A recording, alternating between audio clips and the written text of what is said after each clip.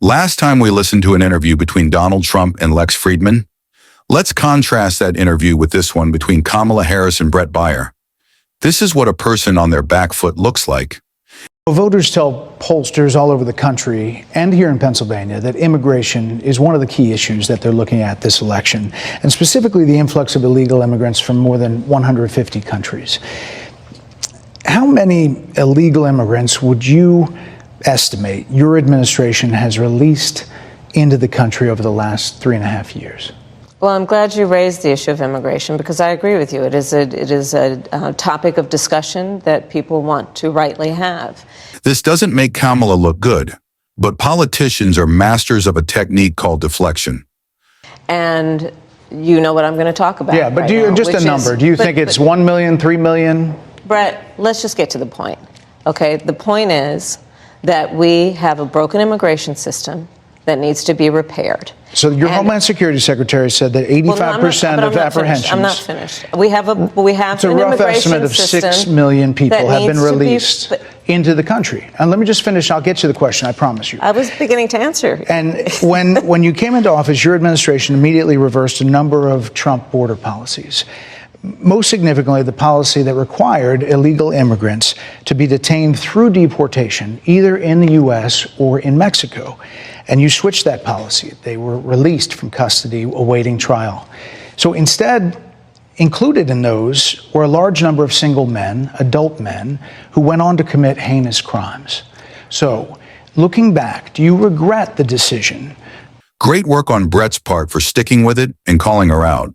To terminate Remain in Mexico at the beginning of your administration? At the beginning of our administration, within practically hours of taking the oath, the first bill that we offered Congress, before we worked on infrastructure, before the Inflation Reduction Act, before the Chips and Science Act, before the bipartisan Safer Communities Act, the first bill, practically within hours of taking the oath, was a bill to fix our immigration system. Yes, ma'am. It was called the U.S. Citizenship Act of 2021. Exactly. It was essentially a pathway to citizenship for the... Yes, ma'am.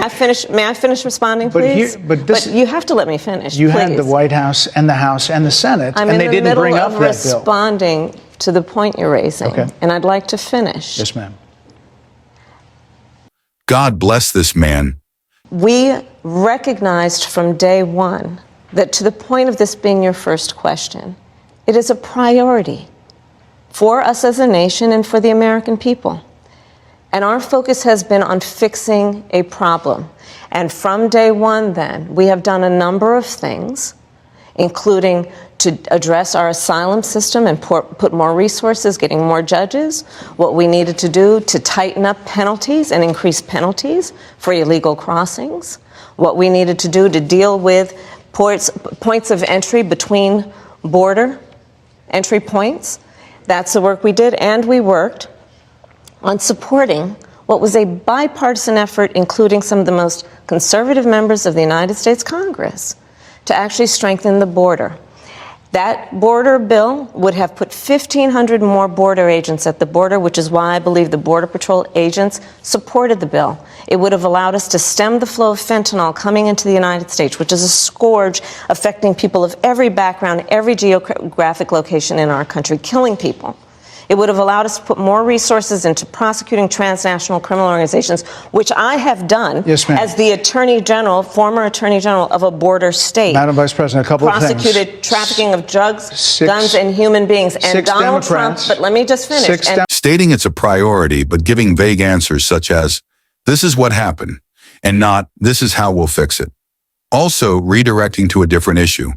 But look at the good we've done with fentanyl.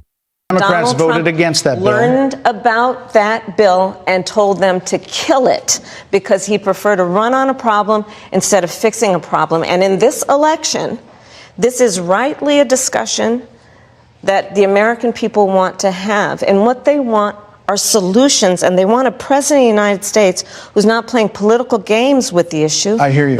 We want solutions. Exactly, Kamala. actually is focused on fixing it. 6 Democrats voted against that bill. It would have allowed 1.8 million illegal immigrants into the country a year. A lot of conservatives had a problem with it. These are the 6 Democrats.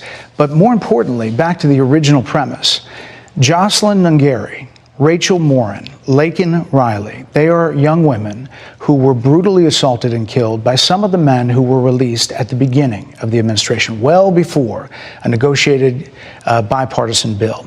Former President Clinton actually referred to Laken Riley Sunday, campaigning for you in Georgia, saying if those men had been properly vetted, Laken Riley probably would not have been killed. So if it wouldn't have happened, this is well before any negotiation. This is well before Donald Trump got involved in the politics. This is a specific policy decision by your administration to release these men into the country. So what I'm saying to you, do you owe Bret, those families an apology? Let me just say, first of all, those are tragic cases. There's no question about that. There is no question about that. And I can't imagine the pain that the families of those victims have experienced for a loss that should not have occurred.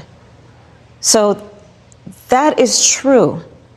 It is also true that if a border security had actually been passed 9 months ago, it would be 9 months that we would have had more border agents at the border, more support for the folks who are working around the clock trying to hold it all together. Madam Vice President. To ensure that no future harm would occur. And this election in 20 days will determine whether we have a president of the United States who actually cares more about fixing a problem, even if it is not to their political advantage in an election, because there was a solution, Bret.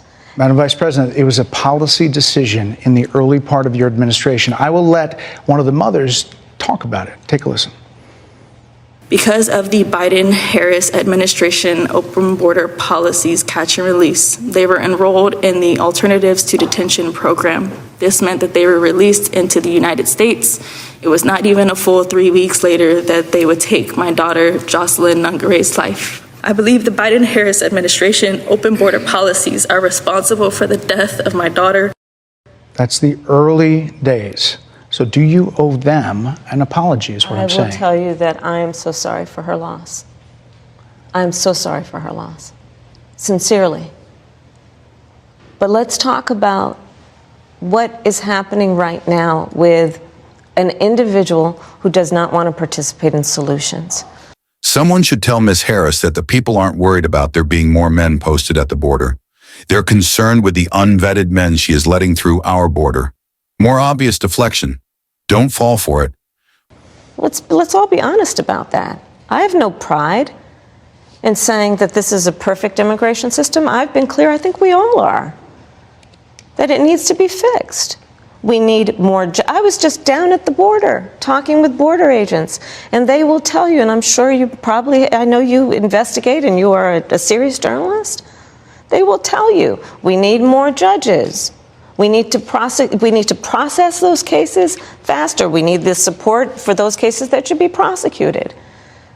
They need more resources, and Congress ultimately is the only place that that's going to get fixed, Bret. Well, that's how this system works. That's the premise of this question. But there were 90-plus works. executive orders that were rescinded in the first days. Many of those were Trump border policies. I'm not going to stay here because there's other things to talk about, but you frequently talk to the Border Patrol Union for support of that bipartisan bill, and they did. They supported it. But they also just endorsed Donald Trump and said, you've been, quote, a failure with border security. Why do you think they said that? I think they're frustrated, and I get it. They want support. They want support, and that's what that border security bill would have done. These guys down at the border, these men and women, they're working hard. They're working around the clock. I get it. There's a lot of people that look back at what you said in 2019 when you first ran for president. And there have been changes, and you've talked about some of them. When it comes to immigration, you supported allowing immigrants in the country illegally to apply for driver's license, to qualify for free tuition at universities, to be enrolled in free health care. Do you still support those things? Listen, that was 5 years ago, and I'm very clear that I will follow the law. I have made that statement over and over again, and as Vice President of the United States, that's exactly what I've done, not to mention before. If that's the case, you chose a running mate, Tim Walz, governor of Minnesota, who signed those very things into state law. So do you support that?